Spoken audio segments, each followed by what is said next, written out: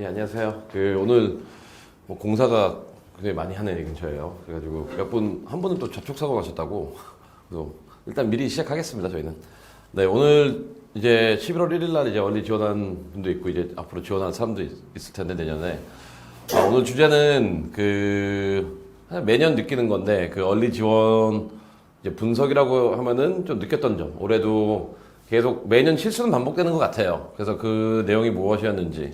그 다음에 그 내용을 바탕을 해가지고 이제 11월 달, 12월 달, 1월 달에 있을 이제 레귤러 분석 지원 어떻게 되는지 그 내용을 좀 다루도록 하겠습니다. 네, 첫 번째는 아까 말씀드렸듯이 저희가 얼리 지원한 학생들 내용을 좀 분석하고 그 다음에 끝에 가서는 어떤 학생들이 이제 붙을 확률이 높을지 솔직히 대부분 붙진 못할 거예요. 그게 현실이고요. 되게 어두워졌네요, 표정이. 첫 슬라이드, 이렇게 시작해도 되나요? 그냥 이렇게 갑시다. 첫 번째 보면은, 저희가 총 7가지 내용을 나눌 텐데, 첫 번째 시작 자체가 아직도 너무나 준비가 되지 않은 학생들이 지원을 했어요. 이게 심리적인 요소도 있는 것 같기도 하고, 그 다음에 제일 잘못된 점은 뭐냐면은, 아직도 이 통계에 너무 현혹돼 있어요. 그러니까 얼리 학교 통계들이 어떤 데는 30 몇 프로, 40 몇 프로 되니까 나도 거기 들어갈 수 있지 않을까라는 생각하에 그냥 원서를 날리는 거예요. 근데 이게 원서를 날리는 것도 하나만 날리면 되는데 주변에서 ED 넣고 있지, EA 넣고 있지, 기타 등등 넣어가지고 얼리에서 기본적으로 그러니까 소신 있는 학생은 1개 넣어요. 딱 1개 넣어요. 그 다음에 살짝 소신이 있음에도 불구하고 살짝 불안한 애는 2개 정도 넣어요. 근데 안 될 애들은 한 4개 넣어요. 그러니까 여기도 확률이 높고 여기도 확률이 높고 저기도 확률이 높고 다 넣어버리자. 그런데 이 통계 자체는 한번 잘 생각해 보세요. 예를 들어서 하버드를 지원한다고 쳐요. 근데 저희도 지금 하버드 지원한 애가 4명 있거든요. 근데 4명 다 전교 1등이에요. 그러니까 기본적으로 그래요. 그러니까 학교에서도 한 명은 하버드 넣기로 했는데 학교에서 추천서를 안 써줬어요. 왜냐면 얘가 3% 안에 못 들어가지고. 그러니까 그런 애들이 지원을 하는 거기 때문에 이 30 몇 프로라는 게 그냥 일반적인 30 몇 프로가 아니라 학교에서 어느 정도 필터링이 끝난 애들의 30 몇 프로예요. 그렇기 때문에 일단 요 통계에 너무 현혹돼가지고 ED, EA를 많이 넣는데 대부분의 학생들은 준비가 안 된 것 같아요. 그거는 학생들한테 제가 강요할 수 있는 부분도 아니고, 근데 통계적으로 그래서 만약 이 과정에서 카운슬러 선생님과 좀 싸웠다. 난 어디 넣고 싶은데 왜 못 넣게 했냐? 그러면 그 사람은 좋은 카운슬러예요.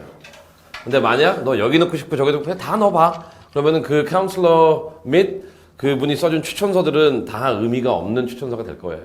그래서 첫 번째는 이 통계에 대해서 너무 현혹되지 말고요. 그러니까 이 통계 자체가 어느 정도 이제 필터링이 끝난 애들용이라는 거를 아시고요. 근데 일단 또 통계에서 재밌는 게 요번에 시카고도 엄청나게 많이 제출한 것 같아요. 많은 학생들이 이제 SAT 1을 안 받는다고 해가지고 시카고를 많이 넣고 저희도 한 10 몇 명이 넣었어요.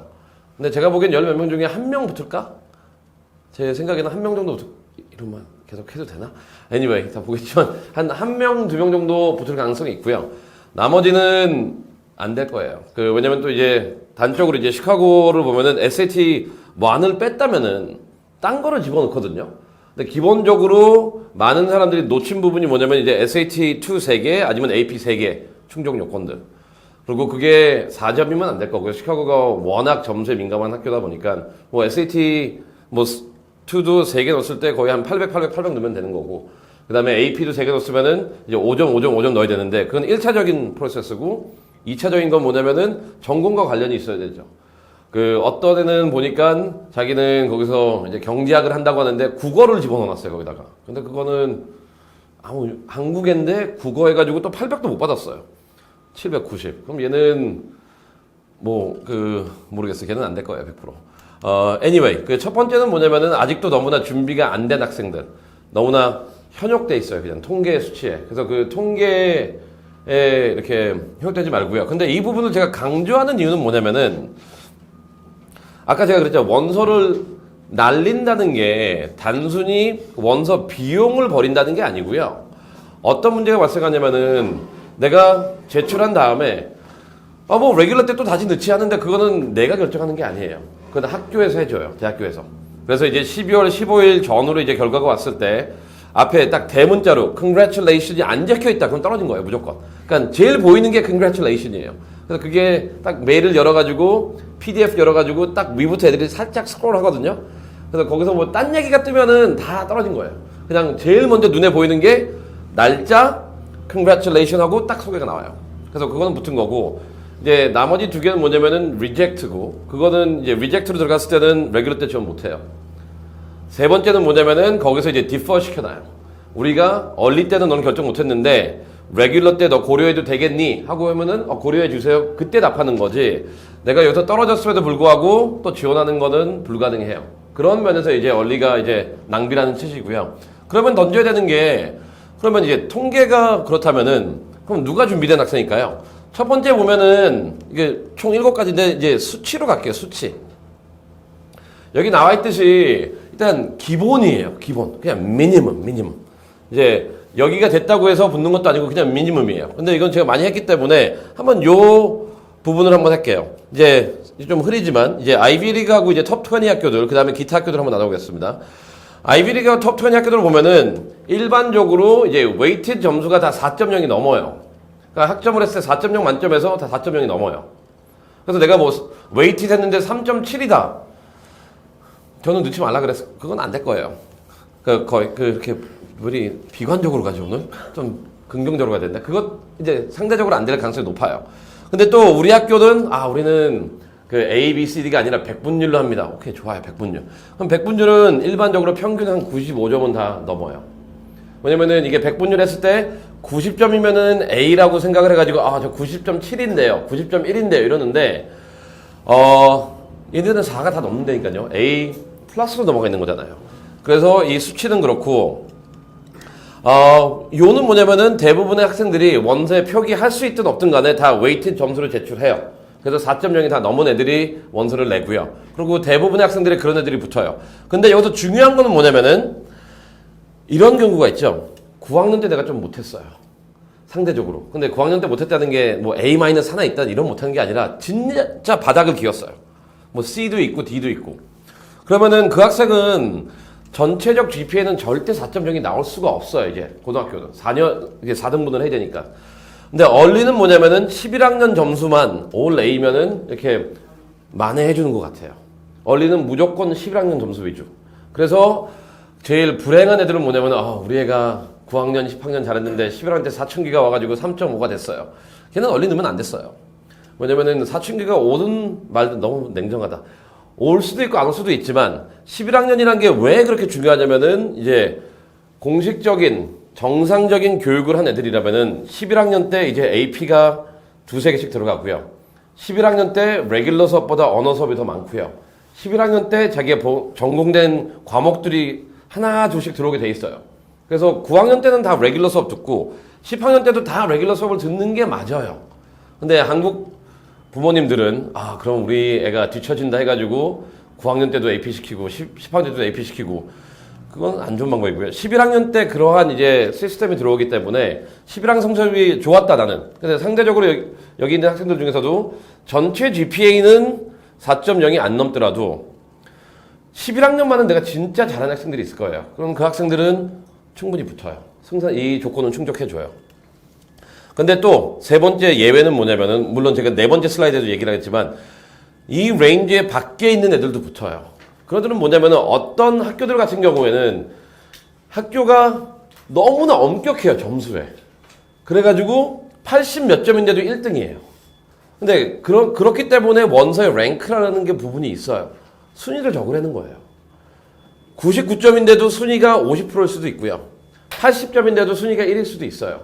그래서 점수가 이게 나는 이 밖에 있다. 그렇지만 내가 우리 학교에서 1등이다. 아니면 5% 안에 든다. 그러면 그 학생도 이 부분은 충족해줘요.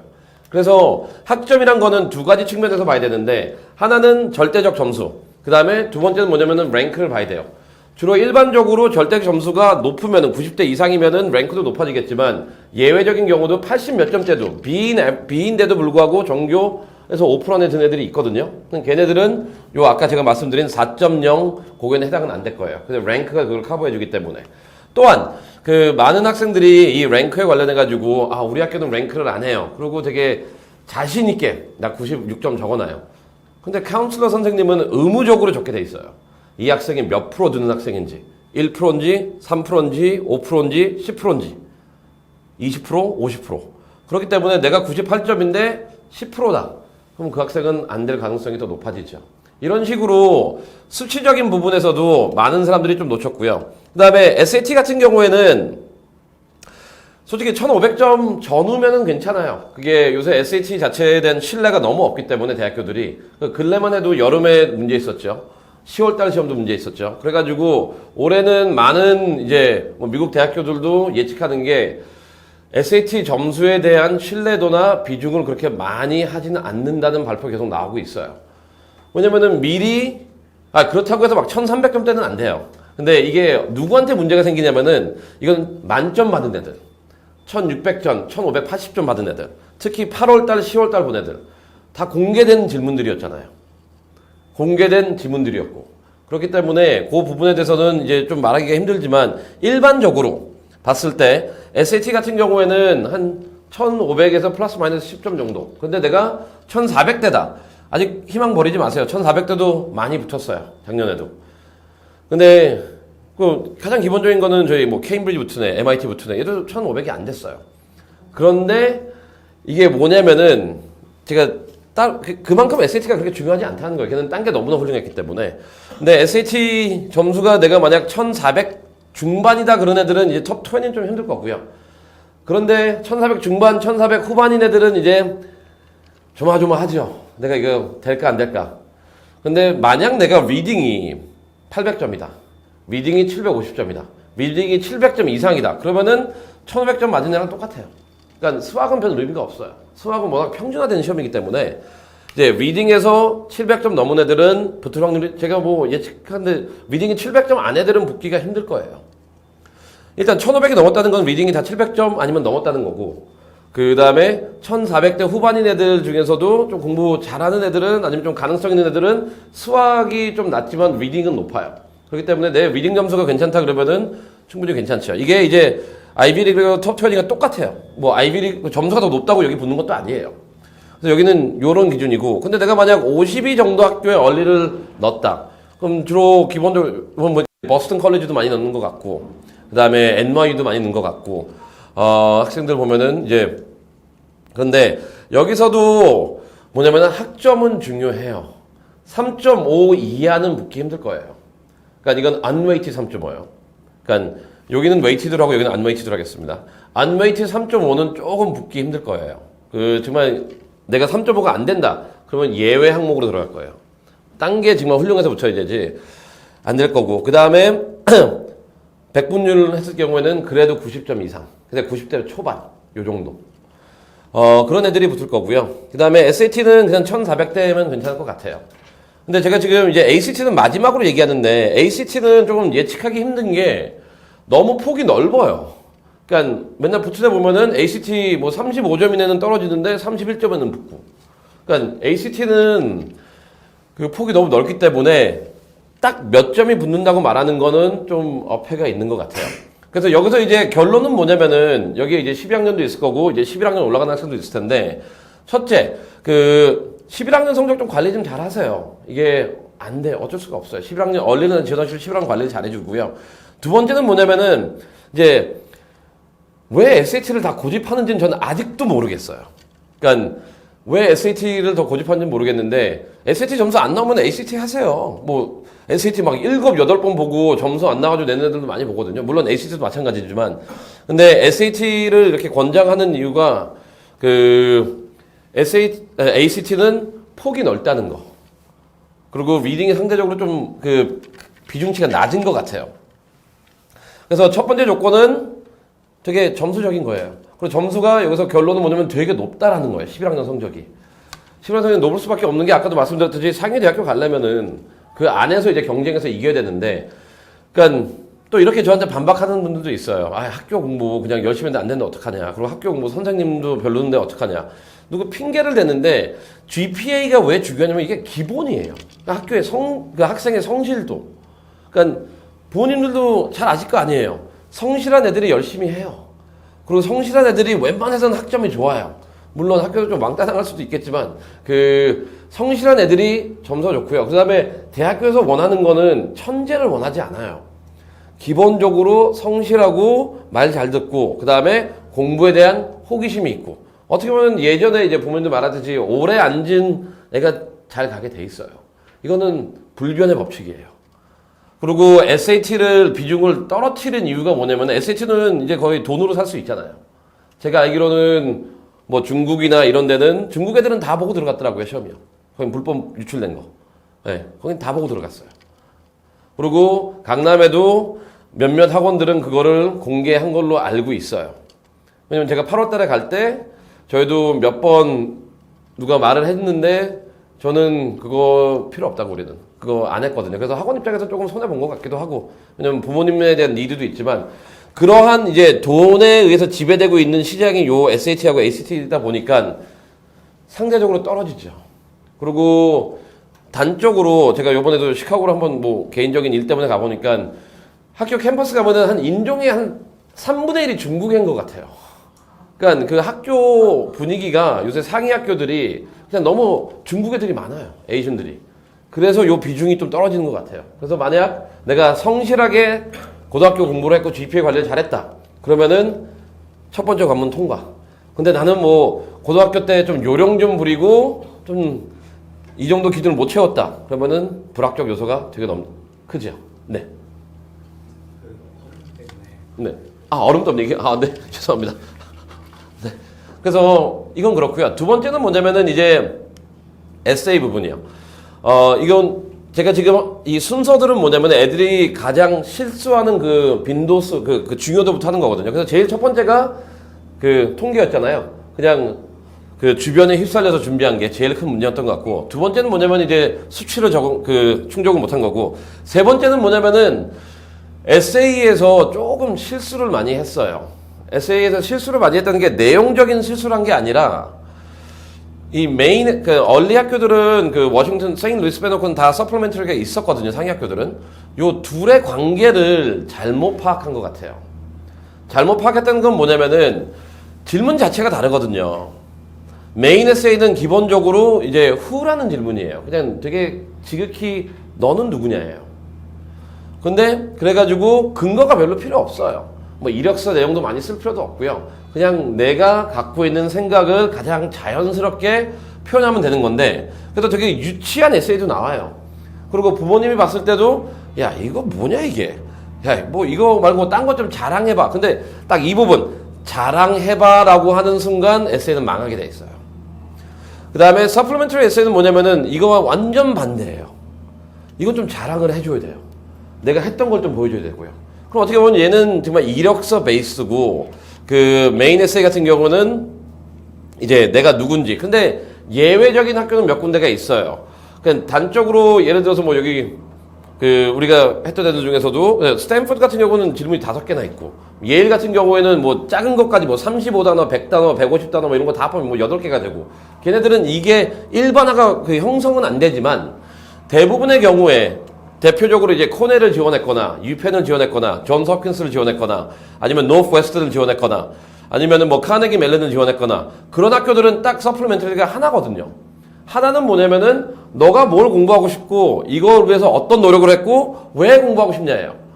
그럼 어떤 노력을 했냐가 나와야 되잖아요. 근데 애들이 특히 이제 잘못된 유형의 큰 가지 두 가지, 뭐냐면 특히 이제 공대 지원하는 애들의 가장 큰 단점, 여기도 공대 얘기 쓰고요, 여기도 공대 얘기 써요. 여기는 이제 공대 뭐 이제 로보틱스에서 내가 뭐 대회 나가가지고 뭐 했다. 특히 로보틱스라는 수학을 연계해서 많이 쓰고, 여기서 뭐냐면 이제 그 로보틱스 팀 안에서 내가 리더로서 결국 또 대회 나가서 뭐 했다예요. 그런 애들은 또 떨어질 겁니다. 두 개는 나눈 이유가 있거든요. 그래가지고 소재 1, 소재 2를 이게 중복은 돼도 되는데 이게 너무 겹치면은 문제가 발생을 해요. 그래서 공대 애들이 그게 문제되고요. 그 다음엔 또 두 번째 문제는 뭐냐면은 여기는 좀 잘 써요. 여기는 잘 쓰는데 여기서 어떤 내용이 나오냐면은 메인 에세이 같은 얘기가 나와요. 뭐 나는 나중에 커가지고 인류 평화를 위해서 난 뭐뭘 하고 싶고 반기문처럼 총장님처럼 뭐뭐가 되고 싶고 나중에 유엔에서 일하고 이러는데 좋아요. 미래 뭐 하고 싶은 건 좋겠지만 지금까지 뭘 해온 거예요. 왜냐면 이쪽 부분은 근거가 나와야 되거든요. 내가 만약 유엔에서 일하고 싶다면은 유엔에서 일하고 싶은 계기가 있어야 되잖아요. 그럼 그 계기가 있고 그 계기를 이제 계속 이제 활용해 나가는 그 과정이 필요한데 그게 안 나와요. 그래서 어떻게 보면 이런 큰 투 문제가 발생하고 근데 그 문제의 원인은 어떻게 돌이켜 보면은 활동의 부재예요. 그러니까 활동을 안 하기 때문에. 그래서 활동을 많이 한 학생들 같은 경우에는 다른 고민을 해요. 아, 내가 뭘 써야 되지? 아, 내가 쓸 게 이것도 쓰고 싶고 저것도 쓰고 이런 고민은 행복한 고민을 하죠. 근데 활동을 안 한 애들은 하나 갖고 거의 무슨 곰탕 끓이듯이 다 우려내요. 모든 에세이를. 네. 근데 그런 애는 원하지 않아요. 그래서 이제 여기서 우리가 가져가야 되는 건 뭐냐면은 메인 에세이하고 서플리먼트 에세이가 다르다는 거. 그래서 봤을 때도 여기서 나와서 이제 narrative, descriptive, 그 다음에 이건 특정돼야 되고 여기는 이제 전개가 필요하고 그 다음에 여기는 또 읽었을 때 뇌보다는 감정이 어필을 해야 돼요. 와, 얘가 이래서 마음에 들다. 딱 그냥 마음에 드는 거예요. 아, 얘 참 마음에 든다. 이쪽은 뭐냐면은 아, 참 얘가 가능성이 있겠구나. 그래서 논리하고 감정이 조금 달라요. 그 다음에 또 하는 게 얘는 이제 되게 대인적인 성향을 말하는 거고 여기서는 이제 전문적인 부분을 원하는 거고 그래서 요 내용이 다르기 때문에 이 두 개를 구분을 못하고 그냥 일반적인 얘기를 썼다면은 그 또한 실패의 하나의 원인이 되겠죠. 단 여기서 제가 강조하고 싶은 거는 어렵게 쓰라는 게 아니에요. 그 이제 파생되는 좀 문제를 말할게요. 첫 번째, 어렵게 쓰라는 건 아니에요. 그러니까 어렵게 쓴다는 건 뭐냐면은 고등학생 애가 생각해내지 못할 그 무언가를 쓰지 마세요. 고등학생이에요. 18세, 17세예요. 근데 옆에서 이제 어머니나 아버지가 야, 너 이것도 한번 써봐. 이것도 괜찮을 것 같은데? 야, 이런 것도 그런 거 내용 너무 애늙은이 글 같은 거는 떨어질 거예요. 두 번째는 뭐냐면은 너무 기교를 부리는 애들이 있어요. 이게 무슨 문학 작품처럼 기교를 부리는 애들이 있는데 그것도 실패할 가능성이 크고요. 그 다음에 너무 모험적인 아이들. 그러니까 제가 이거는 한 4년 전인데 얘가 괜히 너무 태빙을 많이 해놨더라고요. 보니까 I want to get into 하버드였어요. 딱 요 앞자들이. 그래서 얘는 요거를 맞추다 쓰니까 너무 말도 이상하고 글도 이상했는데 물론 떨어졌어요. 이런 식으로 지나치게 실험적인 건 하지 마세요. 그거 아무도 몰라요. 이 앞에 보고, 와, 얘 되게 천재적이다. 그건 천재가 아니라 얼마나 한심할까요? 이게 정말 어필할 게 없어가지고 그런 걸 어필하는 정도밖에 안 되니까요. 그래서 세 가지 피해야 되는 거. 너무나 애늙이처럼 쓰지 말고요. 너무나, 뭐라고 해야 되지? 기교에 신경 쓰지 말고요. 이런 거. 그 다음에 세 번째는 뭐냐면은 너무나 실험적으로 하지 마세요. 그러니까 이게 실험적인 거는 20년 전엔 그런 거 있었어요.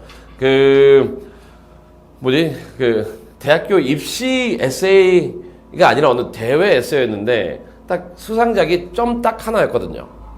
뭐였냐면은 용기에 대해서 써라. 점 딱 하나. 얘는 정말 용기 있죠. 그 시험에 되게 점을 누가 찍겠어요? 어느 미친 애가. 근데 걔는 딱 찍고 나왔어요. 근데 대상은 못했지만 입상은 했거든요. 물론 그 아래 설명을 해줬죠. 이 점의 의미가 뭔지는. 그렇지만 그런 거 하지 마세요. 그런 거 하지 마세요. 그런 거 필요 없습니다. 이제 에세이는 그게 문제가 있었고요. 그 다음에 더 나아간다면은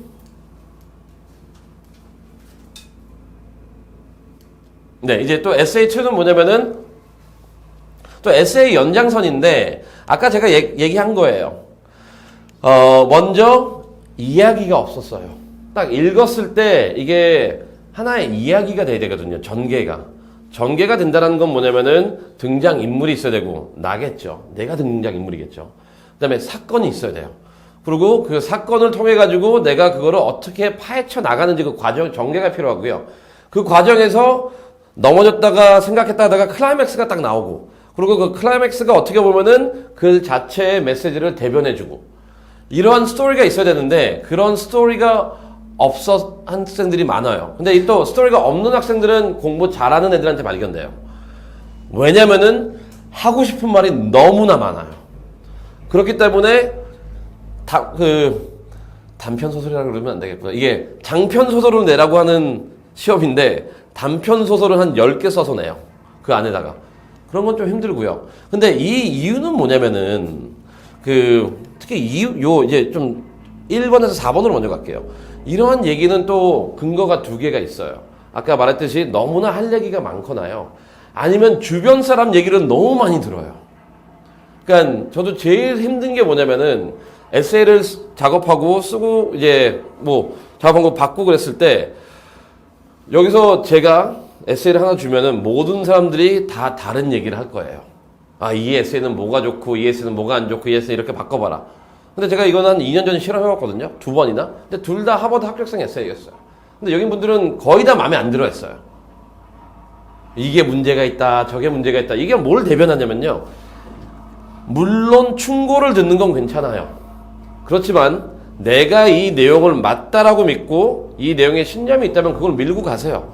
주변 사람들의 얘기를 하나, 둘씩 반영하는 건 괜찮지만 이게 3개, 4개, 5개, 6개가 되는 순간 글 자체가 이상해져요. 글 자체가 아예 변형되기 때문에 그렇게 하지 말고요. 아까 이제 다시 가면은 이제 언어적인 측면인데 이것도 언어적인 측면도 한 2가지로 또 나눠서 할게요. 또 느끼는 게 뭐냐면은 애들이 언어가 안 돼요. 그러니까 이게 외국에서 뭐 5년 살았다 그래도 딱 보면은 거의 초등학교 수준이에요. 그러니까 이게 깊이라기보다는 이게 언어가 안 되는 게 근데 역으로 국어를 쓰라 그래도 못 써요. 그러니까 이게 언어를 모르는 게 아니라 안 쓰다 보니까 그러니까 애들이 맨날 카톡하고 뭐 문장도 5글자 이상은 안 쓰잖아요. 그리고 맞춤법도 다 틀리고 그 다음에 중간 내용 다 생략하고 그런 습관에 있다 보니까 애들이 글을 못 써요. 그러니까 이게 언어를 못 한다는 게 아니라 글 자체가 너무나 구멍이 많아요. 그러니까 띄엄띄엄 이렇게 져요. 그래가지고 되게 놀래요. 근데 이거는 가면 갈수록 더 심해져요. 그렇기 때문에 내가 글을 잘 쓰느라면은 되게 유리해요, 요새. 그냥 글 잘 쓴 것 자체로도 그냥 잘 써 보여요. 그러니까 애들이 문장을 못 만드니까, 그러니까 이게 내용이 있는 애 글을 보면은 너무나 좋아 보여요. 그 다음에 2번째는 뭐냐면은 자기 점수에 비해서, 이것도 이제 완전히 반대쪽인데, 자기 점수에 비해서 너무나 잘 쓰려고 그래요. 그러니까 토플은 80점인데 거의 쓰는 거는 이제 영문학 박사처럼 써요. 이거는 안 되죠. 도움은 받을 수 있지만 그러한 괴리를 조금 이제 유지해야 돼요. 그래서 저도 제일 힘든 게 이 부분이에요. 애는 토플 75점 갖고 왔는데 에세이는 딱 그거 맞춰서 이제 내용하고 이제 단어를 써주면은 얘가 제출한 거 보고 제가 놀래요. 단어를 다 바꿔놔요. 사전에서 안 쓰는 단어로. 그러면은 다 잘못돼 있어요. 왜냐면 문맥상 의미를 모르잖아요. 그냥 thesaurus.com 들어가가지고 단어 자기가 써놓고 거기 있는 거 아무거나 이거 내가 한 번도 안 들어봤지 이거는 요번에 써보자. 근데 문맥상 의미가 안 맞거든요. 그런 문제도 많이 발생하고요. 그다음에 이건 아까 얘기했는데 너무 기교적인 측면. 기교가 아니에요. 이야기예요. 그냥 일기 많이 쓰는 애가 글을 잘 쓰더라고요. 아니면 평상시에 글을 잘 쓰는 애가 글을 잘 써요. 글을 잘 쓴다는 게 이게 유푸보 된다는 게 아니라 읽었을 때 글처럼 읽혀져요. 그래서 되게 글 수준이 되게 낮아졌어요. 그러니까 뭐냐면 한 반 이상이 글을 못 쓰니까 일단 말만 되게 써놓으면은 이게 에세이 같아요. 근데 거기서 좀만 이더 잘 쓴다면 훨씬 좋겠죠. 그래가지고 그 에세이 부분도 조금 문제가 있었고요. 그 다음에 또 큰 문제는 뭐냐면은 이제 애들이 카운슬러 선생님이랑 교류가 별로 없었던 것 같아요. 물론 카운슬러 선생님이 좀 무서울 수도 있죠. 근데 카운슬러 선생님이 막강한 힘을 갖고 있어요. 그러니까 한 예시로 한번 시작을 할게요. 뭐냐면 여러분들이 이제 원서를 낸 다음에 그 합격, 불합격 외에 살짝 이게 답이 안 오는 경우가 많아요. 내 친구들은 다 답이 왔는데 왜 난 답이 안 오지? 그거는 뭐가 지금 진행되고 있냐면은 대학교에서 학교에다가 카운슬러한테 리포트를 하나 더 써달라 그래요. 얘가 지금 온 걸로는 조금 우리가 부족을 한데 좀 그 이후의 내용이나 아니면은 더 추가적으로 해줄 말 있냐. 카운슬러랑 안 친한 애는요, 카운슬러 그래요. 저 할 말 없다. 끝. 그럼 할 말 없다고 보내는 순간 떨어질 거예요. 그만큼 힘이 강하거든요. 그리고 카운슬러는, 그러니까 이게 뭐냐면은, 카운슬러 리포트 폼을 보면은 1차적으로 이 학생의 아카데믹 퍼포먼스를 평가를 해줘요. 근데 그건 되게 작은 부분이에요. 그래서 얘가 아까도 점수에 말했듯이 얘가 99점인데 그분은 쓰게 돼 있어요. 얘가 몇 프로 안에 드는지. 근데 그 반면에 뭐가 있냐면은 카운슬러는 아카데믹 부분, 학교 생활 부분, 그리고 기타 부분에 대한 자기 의견을 게시할 수가 있어요. 영역별로. 그래도 내가 부족한 부분이 있다. 예를 들어서 아까 말했듯이 내가 9학년 성적이 좀 안 좋아요.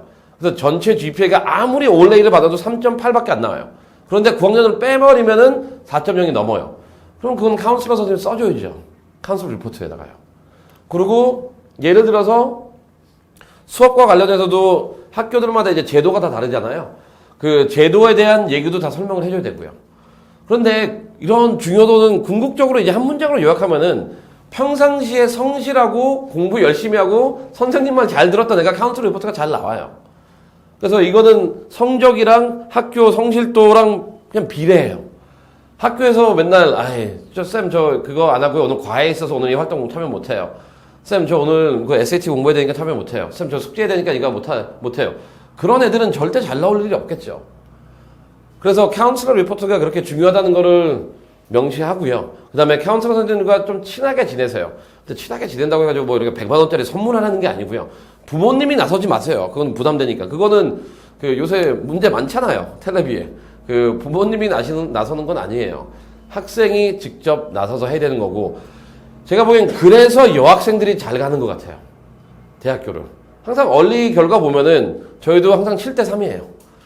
좋은 학교에 가는 애들의 70%는 여자예요. 남자애들은 다 중간급 학교를 가요. 그냥 중간급 공부, 항상 7대 3이에요. 왜냐면 여자 학생들이 가서 이렇게 아부를 잘한다는 게 아니라 그게 말하는 게 아니에요. 남자애들이 너무 못해요. 그냥 카운슬러 지나가도 그냥 뭐 딴 데 보고 있고, 그냥 자기 문자고 있고, 뭐, 걔 떴네? 뭐 딴 데 가자. 뭐 이런 식이, 이렇게 나오고 있고. 네, 이런 식으로 아예 피하니까 할 말이 없죠. 그래서 궁극적으로 전 딴 건 모르겠어요. 매년 이제 얼리 때 여자들이 많이 붙는 이유는 이것도 되게 큰 것 같아요. 평상시 학교 생활을 어떻게 했냐. 그래서 학교 선생님들이 날 되게 예뻐한다. 그리고 학교 선생님들이 내 추천서를 되게 써주고 싶어 했다. 그리고 내가 말하기도 전에 막 이렇게 나를 도와주고 있다. 그러면은 희망을 가지세요. 그런데 막 찾아갔는데도 나중에 와. 모르겠다고 나중에 얘기하자. 이런 식으로 리젝트가 나오면은 얼리 포기하세요. 네. 그리고 카운슬러 갔는데 야 오늘 시간 안 되니까 다음에 또 얘기하자. 시간이 뭐가 안 돼요. 그분들 진짜 원하는 애들은 저녁 10시, 11시까지 자꾸 다 고쳐줘요. 네. 그래서 만약 내가 얼리를 넣는데 우리 카운슬러가 나한테 조금 일단 첫 번째 난 카운슬러랑 대화를 한 번도 안 했다. 그냥 거의 이제 레귤러 열심히 준비하세요. 두 번째 카운슬러 찾아갔는데 별로 나를 도와주려고 안 한다. 레귤러에 초점을 두세요. 그런데 카운슬러가 나를 너무 잘 챙겨줬다. 그리고 선생님들도 날 너무 잘 챙겨줬다. 그러면은 얼리의 희망 거세요. 네. 카운슬러는 그만큼 중요해요. 그 다음에 세 번은 뭐냐면 이제 똑같은 거죠. 이제 추천서.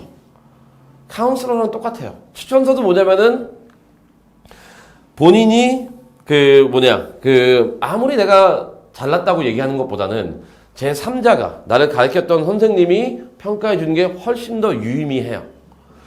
근데 또 뭐냐면은 많은 사람들이 실수하는 게 첫 번째 친분에 너무 의지해요. 근데 이게 무슨 연애 편지 쓰는 것도 아니고 추천서라는 거는 이 학생의 능력을 표시하는 거거든요. 그래서 친분도 되게 중요해요. 근데 친분만 갖고는 안 돼요. 그 부분을 애들이 많이 틀렸다는 거. 뭐냐면은 두 번째는 뭐냐면은 전공이랑 너무나 상관없는 선생님한테 가요. 그러니까 여기서 전공이랑 상관없다는 거는 뭐냐면은 기본 필수 과목이 아닌 과목을 가요. 예를 들어서 얘는 뭐라고 해야 되지? 단적으로 얘는 뭐 경제를 하고 싶은데 음악 선생님한테 받아와요. 뭘 하자는 거죠 지금? 그 다음에 얘는 또 물리를 하고 싶은데 중국어 선생님한테 갔다 와요. 그럼 이제 살짝 기다리죠. 야 그러면 두 번째는 이제 물리나 수학이 나오겠지. 그런데 아니에요. 이상한 운동 선생님한테 받아와요. 근데 얘는 안 돼요 그러면요. 또 이게 뭐냐면은 이제 필수 과목인데 다시 비교되는 건 뭐냐면은 학교 생활 열심히 하는데 잘 가게 돼 있어요. 세 번째는 가장 큰 실수. 너무 옛날 선생님한테 받아와요. 그러니까 이건 뭐냐면은 옛날엔 좀 잘했는데 지금 망한 애들. 찾지 못하는 이제 9학년 때 선생님, 10학년 때 선생님. 그때까지 절대 가지 마세요. 무조건 11학년 선생님한테 가지고요. 더 좋은 거는 10학년, 12학년 가르치신 분. 이분한테 가는 게 제일 좋습니다. 근데 여기서 이제 문제가 이제 예외적 이제 시나리오 몇 개 꺼낼게요. 첫 번째, 10학년, 11학년 때 내가 배운 선생님이 있는데 올해 있었던 케이스예요. 학교가 망했어요. 그래서 얘가 학교를 옮겼어요. 아니면 그 선생님이 정년 퇴임을 하셨어요. 아니면 그 선생님이 다른 학교를 갔어요. 이랬을 경우 과연 그 선생님한테 받아도 되냐 안 되냐? 받으면 되죠. 지금 현재 학생의 위치를 평가하는 게 아니잖아요. 내가 이 학생을 지도했을 때 학생과 제자의 관계에서 역량을 갖고 평가하는 거기 때문에 지금 학교에 안 있어도 괜찮아요. 두 번째는 뭐냐면은 이제 되게 유명한 사람한테 받으려 그래요. 이제 뭐냐면 메인 추천서가 있고 어디셔널 추천서가 있잖아요. 그래서 요번에도 저희가 무슨 군수를 아는데요. 좀 되게 놀랐어요. 군수? 오케이, 그래, 군수. 그 다음에 또 어떤 분은 제가 이러니까 군수면 안 되나요? 그럼 국회의원 정도 돼야 되나요? 그래서 뭐 국회의원? 오케이. 그래서 제가 이제 로스쿨 갈 때 제가 받았던 추천서를 얘기해 줬거든요. 근데 그게 중요한 게 아니라 중요한 건 뭐냐면은 유명한 사람들에 받는 거 괜찮아요. 근데 일단 받으려면요. 이재용 씨한테 받으면은 붙을 거예요. 이재용 씨는 돈이 많잖아요. 그래서 이제 이재용 씨한테 받으면은 삼성이 가가지고 이제 뭐 대원 메고도 이재용 씨 이제 셋째 딸이 거기 있을 때 이제 대원 메고도 화장실도 다 바뀌고 뭐 이렇게 했던 것처럼 그런 애들 많아요. 자기네 뭐 아버지나 누가 아는 사람이 이제 거의 100억대 부자가 아니고요. 한 몇 천억대 부자. 그러면은 입학할 때 뭔가 같이 이제 학교에다 주죠. 그러면은 학교에서 한 100억을 또 받는다. 그러면은 100억이면은 거의 한 몇 명인가요? 한 50명 정도 애들은, 그러니까 100억이면 100명 애를 장학금을 줄 수가 있어요. 2년 동안. 생활비도 줄 수 있고요. 그럼 학교에서는 윈윈 게임이에요. 그래서 그 정도가 아닌 이상은 조금 이렇게 유명하다고 이렇게 내세우지 말고요. 대통령 정도면은 김정은은 알면은 되게 잘 가겠다. 김정은이 써주면은 친애하는 우리 뭐 이런 식으로 나오면은 그것도 잘 갈 수도 있을 것 같아요. 제가 말하는 건 되게 극한 거잖아요. 그래서 유명한 사람을 내세우려면요. 좀 그 정도를 내세우고요. 그런데 나는 그 정도는 안 된다. 근데 뭐 군수나 이런 걸 안다는, 쓸 거면은 써도 돼요. 근데 친분은 있어야 돼요. 근데 친분이란 게, 어렸을 때 그냥 몇 번, 4살 때 봤는데, 야, 너 벌써 성인이 돼 있네? 이런 게 아니라, 그냥 애들이 제일 많이 쓰는 게, 가족끼리 아는 관계로서 이 학생이 성실하고 훌륭하게 성장하는 과정을 멀리서 지켜봤습니다. 이런 문구가 많이 나와요. 멀리서 뭘 지켜봐요? 뭐 이름도 모르는데. 그래서 이제 유명한 사람 걸 받으려면요. 그 사람과 일했던 경험이 있으면 돼요. 그래서 유명한 사람 추천서 이렇게 집어넣지 말고요. 그다음에 마지막은 뭐냐면은 이제 또 교장 선생님 추천서. 이거는 되게 중요한데요. 교장 선생님이 알아서 먼저 와요. 학생한테. 야, 내가 하나 써줄게. 굳이 가가지고 이제 우리 교장 선생님이 딱 보니까 이제 위스키를 가끔씩 드시니까 이제 아빠한테 연락을 하는 거예요. 아빠, 우리 교장 선생님 좀 위스키를 좋아하는 것 같아요. 그러면 아버지는 한 300만 원짜리 위스키를 사가지고 가겠죠. 이거 하나 드세요. 그 다음에 이런 게 중요한 게 아니고요. 교장 선생님 추천서는 알아서 학교에서 나올 거예요. 안 나와도 상관없고요. 안 써주는 분, 이게 있다 없다 붙는 게 아니고, 나온다면은 교장 선생님이 알아서 하고, 제가 알기로는 어떤 학교든 딱 1, 2, 3등만 써줘요. 근데 어떤 이제 한국에 있는 학교는 남발을 해요. 그러면 의미가 다르겠죠. 딱 무조건 1, 2, 3등만 지금 20년 동안 써줬던 추천서랑 매년 전교생의 50%를 써주는 추천서랑은 그 무게가 다르기 때문에 추천서도 이러한 실수는 하지 마세요. 근데 또 이제 마지막으로 여기서 뭐냐면은 얼리 넣었을 때 내가 이제 마지막으로 다가가는 길인데 추천인이라는 건요. 모든 학교에 동일하게 넣을 필요가 없어요. A 학교에 그래서 풀을 만들어 넣어가지고 A 학교는 이렇게 넣고 B 학교는 이렇게 넣고 C 학교는 이렇게 넣어도 상관없어요. 그리고 풀은 얼리 때 내가 지금 2명한테 확정을 해놓고 그걸 넣었다면은 근데 막상 이 학교를 뭐 내가 지원한 레귤러티 학교를 보니까 이 선생님보단 이 선생님보다 나을 것 같다 그러면 추가하면 돼요. 그래서 추천인 풀은 모든 학교에 동일하게 들어가지 않는다는 거 그거를 좀 염두에 두시고요. 그 다음에 또 실수한 부분은 뭐냐면은 이것도 한 3가지 면에서 할 텐데 하나는 만약 내가 얼리를 지원하는데 10개를 채우지 못했다. 그럼 조금 문제가 있어요.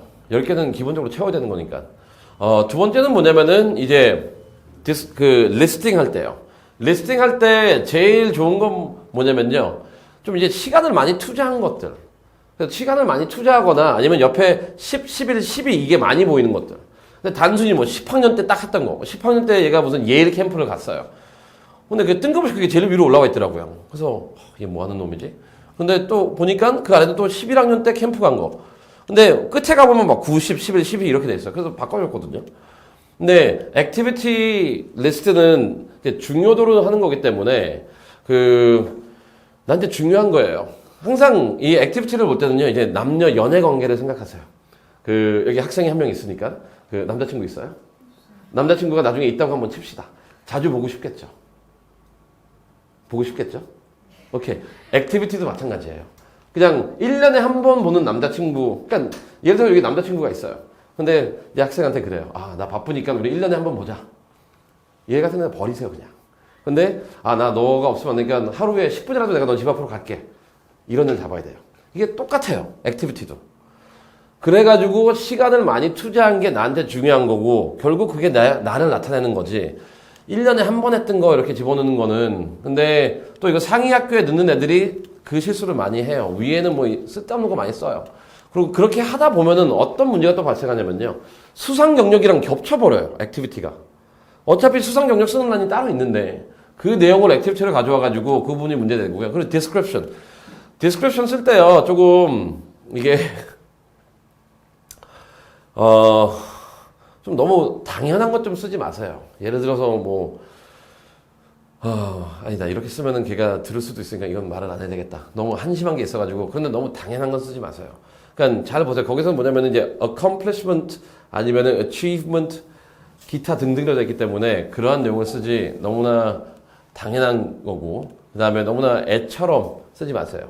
그리고 또 이건 뭐냐면 이제 이거를 지원했을 때 액티비티는 그런 문제인 것 같아요. 근데 여기서 이제 문제.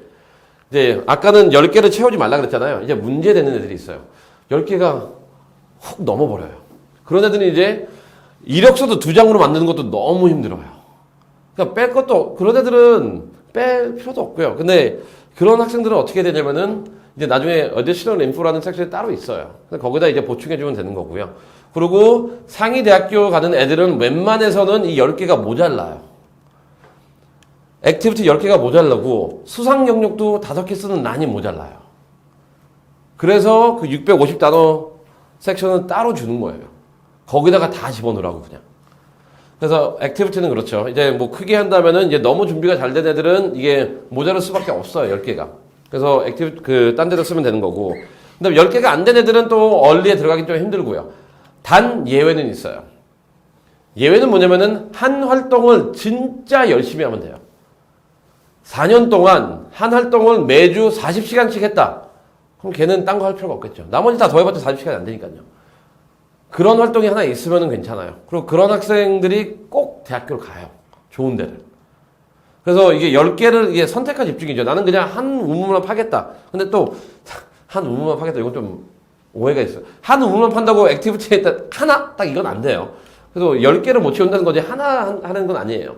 근데 10개를 못 채웠어도 내가 한 활동을 정말 열심히 했으면은 가능성은 있지만 그 열심의 기준이 적어도 주당 한 30시간은 해야 될 거예요. 그 연간 한 20주에서 한 40주 정도 했다면은 그거는 이제 많이 한 거고. 근데 우리 애는 주당 70시간 일주일 했어요. 그런 건 다 버리세요. 다 버리는 활동들이에요. 그런 거 정말 의미 없어요. 근데 이제 결국 이제 끝으로 왔네요. 그럼 결국 이제 additional information이겠죠. 근데 이 additional information이 먼저 아까 말했듯이 먼저 이제 수상 경력은 여러분들이 아셔야 되는 게 원서에 표기할 때 2개로 나눠지는 거 알죠? 딱 원서상에서 표기할 수 있는 거는 학업 관련된 수상 경력밖에 못 써요. 거기다가 무슨 내가 운동 MVP 이런 건 못 써요. 학업 관련된 거예요. 아카데믹 된 거. 그렇기 때문에 additional info에서는 제일 먼저 써야 되는 거는 그 학업 관련된 내가 수상 경력이 더 있다. 그럼 그걸 먼저 다 적용해 주고요. 두 번째는 뭐냐면은 이제 학업이 아닌 수상 경력이 있잖아요. 그것도 다 써주고. 그 다음에 활동 10개가 안 되죠. 10개가 넘는다고 했잖아요. 그럼 일단 그걸 다 채워줘야 돼요. 먼저. 가장 그게 기본이에요. 1, 2, 3 나와야 되는 건. 그게 순서가 1, 2, 3이 아니고요. 그게 기본적으로 들어가야 되는. 그 다음에 뭐냐면은 활동을 설명하는 게 너무나 제한되어 있기 때문에 공간이 어려웠죠? 설명하는 게? 다 말을 못해요. 그 안에다가. 그러면 여기다가 내가 필요하다고 생각했을 경우 그럴 경우는 많지는 않지만 그럴 경우 설명을 더 해주고요. 그 다음에 뭐냐면은 이 부분에서 본인이 부족하다라는 부분도 해명을 좀 해줘도 돼요. 그런데 중요한 거, 맨 끝에 제일 중요한 건 뭐냐면은 무조건 카운슬러 선생님한테 내 어디셔널 인포에 어떤 내용이 들어갈 거니까 그 부분도 한 번이라도 얘기해 주세요. 그러니까 아까 친한 사람들은 내가 얘기 안 해도 다 써줘요. 그냥 너무나 많이 써줘요. 그러니까 3.9인애한테도 아 얘가 4.0을 받을 수 있었는데 그때 내 기억상 감기 걸려가지고 시험을 좀 못 봤지만 그래도 이렇게까지도 써주는 사람들이 있어요. 그래서 카운슬러 선생님이 이런 면에서 되게 중요해요. 왜냐면 어디셔널 인포라는 거는 내가 원서에 못 썼던 부분도 다 쓰는 거지만 내가 부족한 부분도 다 내가 좀 해명을 하는 부분이거든요. 근데 내가 혼자 해명하는 것보다는 학교에 있는 선생님이 해명해 주는 게 훨씬 더 좋아요. 그래서 선생님이랑 친하게 지내라는 거예요. 그럼 결국 봅시다. 이제 who get it. 결국 저는 이거 1, 2, 3 다 필요 없고요. 이건 뭐냐면 이제 스텝 이게 중요도가 아니라 1단계, 2단계 여기서 여기를 통과 못하면 여기 못 가요. 그냥 이런 순서인데 근데 이것도 다 필요 없고요. 끝에 가서는 예외교까지 단다면 학교 선생님들이 얘를 예뻐하죠. 붙을 확률은 이제 50% 이상은 넘어가요. 그러니까 그리고 조금 이제 공부도 좀 웬만큼 하고 성실하고 예뻐하면은 내가 아무리 이런 걸 써도 내가 못 보는 추천서랑 카운슬러 리포트가 너무나 강하게 나가거든요. 근데 그거는 어떻게 보면은 레귤러 때보다는 얼리 때 더 힘을 발휘해요. 왜냐면은 레귤러 때보다 검토하는 게 더 적잖아요. 그리고 1차적으로 얘가 학교 경쟁을 뚫고 나오는 거기 때문에 얘에 대한 의심을 안 해요. 이 학생에 대해서. 그러면 이제 제3자는 얘를 어떻게 말할까? 이 뒤에 숨겨져 있는 애는 누굴까? 했을 때 추천서랑 이 카운슬 리포터가 잘 나와야 되고 그렇기 때문에 우리가 주변에 보면은 SAT 만점, 학점 만점인데도 다 떨어지는 이유가 뭐냐면은 그런 게 없어요. 그냥 점수만 좋지 학교 생활은 정말 이기주의의 극치로 하는 애들이에요. 네. 그런 애들은 이제 잘 나올 수가 없겠죠. 오늘은 제가 이렇게 강한 단어를 좀 많이 써서 죄송하지만 그게 현실이에요. 어쩔 수가 없어요. 그래서 내가 만약 이게 들으면서 아 내가 선생님들이랑 선생님들이 날 좀 예뻐했지 하면은 편안하게 오늘 자고 그 다음에 12월 15일 날 되게 기쁜 마음으로 메일을 확인하세요. 근데 내가 선생님이 나를 좀 싫어했다. 맨날 날 싸웠다. 그러면은 그냥 확인하지 마세요. 그냥 얼리는 그냥 이제 잊어버리고 레귤러로 넘어가세요. 근데 일단 그래도 그거는 이제 제 개인적인 사견이고 그냥 무시해도 되고요. 이제 단계를 봅시다. 이제 첫 번째는 아까도 말했듯이 11학년 점수가 내가 조금 미비했다. 그러면 힘들 거예요. 그 다음에 SAT 점수도 어느 정도 다 좋아야 돼요, 그냥. 다 좋아야 돼요. 그것 때문에 붙는 건 아니에요. 근데 이게 조금 삐그덕삐그덕거리면 또 이것도 힘들어요. 두 번째, 아까도 말했듯이 추천서, 카운슬러 리포트, 그 다음에 기타 추천서. 이게 핵심이에요. 왜냐면 그게 이 학생을 어느 정도 규정을 해놓으니까 그걸 바탕으로 해서 이제 얘가 이제 메인 에세이도 그러니까 이렇게 썼구나. 그러니까 이렇게 했구나. 요게 나오는 거니까요. 그래서 얼리에 붙는 애들은 만선에 간과하는데 요 두 번째 단계예요. 그러니까 내 자력으로 가는 건 아니에요. 그건 기본이고요. 자력으로 가는 거는. 뭐냐면은 학교에서 그만큼 나를 지원을 해줘야 돼요. 선생님들이. 그래서 나는 어느 정도 지원이 잘 받았을 것 같다. 그러면은 수고했고요. 지원을 못 받았을 것 같다. 그러면은 살짝 이제 레귤러 때 열심히 합시다. 네. 일단 얼리는 한 요 정도로 제가 마무리를 하고요. 혹시 여기까지의 혹시 질문 있으신가요? 이 부분에 대해서? 네. 원리는 몇 학교를 지원 가능한가요? 리밋은 없고요. 최대 한다면은 거의 한 10개까지도 변수는 나올 거예요. 그러니까 ED 하나 아니면은 그 다음에 EA로 쭉 그냥 내면 되니까요. 대학에서 원리를 뽑는 애들이 그러니까 좀 잘하는 애들을 먼저 뽑으려고 하는 거예요. 당연하죠. 네네. 근데 여기서 이제 문제가 되는 거 되게 좋은 질문입니다. 이게 뭐냐면은 그러다 보니까 특히 문제가 되는 게 유니버스 미시건이거든요. 그냥 공부 잘하는 애들이 그냥 점수 공부 잘한다고 하지 않을게요. 그건 취소할게요. 공부 잘하는 게 아닙니다. 그냥 점수 좋은 애들이 상위 학교 지원 애들이 이제 세이프티로 미시건을 넣어요. 근데 미시건도 보면은 어차피 붙여놔봤자 안 오거든요, 애들이. 그래서 되게 악명이 높아요. 얼버 퀄리파이 되는 애들은 떨어뜨리기로. 네, 너무나 내가 성적이 좋으면은 그냥 걔네는 떨어뜨려. 어차피 붙여놔봤자 걔네 행정만 힘들게 만들어놔요. 끝까지 온다, 뭐 갈 수도 있다. 그럼 쓸데없는 얘기예요. 야, 나한테 장학금 얼마 줄 수 있니? 그래서 5월 1일까지 기다렸다가 어차피 안 와요. 그래서 그런 경우도 있고요. 그 다음에 EA, 그런 학교도 있고, 그 다음에 이제 EA를 여러 개 했을 때, 이제, 솔직히 상위 학교는 여러 개를 같이 넣을 수는 없어요. 왜냐면 이게 다 이제 D라는 명칭을 안 해도 이제 싱글 초이스라 수도 있고, 그렇기 때문에 안 되고. 근데 EA를 많이, 한 3, 4개 정도 넣는 애들도 있는데, 아까도 말씀드렸듯이, 그랬을 때는 내 목표 학교보다 점점 내려가요, 이게. 그리고 얼리 같은 경우에는 조금 이제 장학금 같은 걸 많이 안 주니까, 굳이 EA를 많이 넣을 필요는 없어요. 네. ED나. 네. ED하고 EA 개념 자체 좀 네, 되게 간단합니다. ED 같은 경우에는 원서는 그 학교, 그러니까 ED는 되게 간단해요. 뭐냐면은 그 학교를 붙으면 무조건 가야 돼요. 그렇다 보니까, 네. 한 군데만 이제 그 논리를 따진다면 한 군데밖에 쓸 수가 없겠죠. 왜냐면 ED를 2개 넣었는데 2개를 붙이면 둘 다 얘가 잘라서 못 가잖아요. 그렇기 때문에 ED는 딱 한 군데. 딱 그 학교가 있고요. EA 같은 경우에는 이제 그 타이틀이 싱글 초이스 EA도 있고요. 그 다음에 그냥 EA도 있는데 대부분의 이제 EA를 이제 포괄적으로 얘기한다면은 바인딩은 안 해요. 붙어도 안 가도 돼요. 근데 미리 그냥 뽑는 거예요. 미리 이제 합격증을 주고. 근데 EA를 노릴 만한 학생은 누구냐면요. 살짝 내 목표 학교가 30에서 50이 정도 나는 생각하는 내 드림 학교가 그쪽에 있다. 그러면 EA 많이 쓰세요. 왜냐면 어차피 공부 성적이 좋은 애들이 그쪽을 일단 EA를 안 넣을 거거든요. 레귤러 때는 이제 얼릴 떨어지면은 학생들의 자신감이 이제 바닥으로 가기 때문에 원 리스트에 없는 학교까지 다 넣어요. 그러면 이제 12만 넣겠다는 애들이 50까지 내려와요. 그래서 그걸 피하기 위해서는 이제 이제 학생의 이제 군이 중요한 거잖아요. 그래서 내 목표 정말 리치 학교가 30에서 50이 정도 학교다. 그런 애들은 EA나 ED를 그 군에 있는 학교 지원하는 게 상대적으로 훨씬 더 좋을 거예요. 그 학교가 한 학교에서 ED, EA를 같이 하는 경우도 있어요? 네, 있죠. 시카고가 그렇게 하고요. 대부분은 네, 근데 네, 하나만 하고요. 네네. 그 다음에 또 뭐냐면은, ED도 11월 달에 하나, 12월 달에 하나, 2월 달에 하나, 이렇게 대표적인 게 NY하고 ML가 그렇게 하고 있고요. 그래서, 다시 요약하자면은, ED는 그냥 하나만 되는 데고, EA는 여기다 조건이 안 달려있는 한 여러 군데 넣을 수 있고요. 그 다음에, EA하고 ED는 일반적으로 한 학교에 2개가 있는 경우는 거의 없지만, 대표적으로 시카고는 둘 다 있고요. 그 다음에, EA하고 ED는 대부분 11월 달에 있지만 또 예외적으로 NYU나 ML 같은 경우에는 ED1이 11월, 그 다음에 2월 달에 ED2가 있고요. 이렇게 나눠집니다. 네. 좀 전에 하신 말씀이 ED는 대부분 뭐 파이낸셜 에이드나 그런 걸 별로 안 주고 네네. 그건 많이 안 줘요. 네네. 정식 네네네. 그래서 줄 이유가 없죠, 얘는.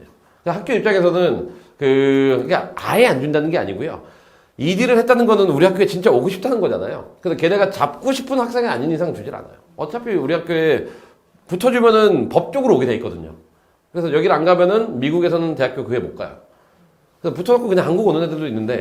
아니 내가 만약에 지원을 할 때 파이낸셜 에이드 신청을 했어요. 네네. 근데 붙이기만 하고 파이낸셜 에이드 애들은 안 줄 수도 있어요. 네네. 그래도 가야 돼? 네네. 네네. 안 준다 그래도 네네. 당연히 가야 돼요. 네. 그래서 1위는 되게, 아까도 제가 말했잖아요. 신념 있는 애들이 붙어요. 딱 한 군데. 난 여기에 올인하겠다. 그런 애들이 가요. 네. 그러면 여기서는, 예. 학교 비율이 어린이가 미국 대학은 어느 정도 돼요? 다 있어요. 그러니까 전체 뽑는 인원 중에 어린이 배당이 어느 정도? 솔직히 미시건 같은 경우에는, 제가 말씀드릴게요. 미시건 같은 경우에는 비즈니스 스쿨은 80%를 뽑아요. 그리고 근데 일반적으로 한 3, 40% 뽑아가는 것 같아요. 3, 40%요. 네, 네네. 그럼 이제 넘어가겠습니다.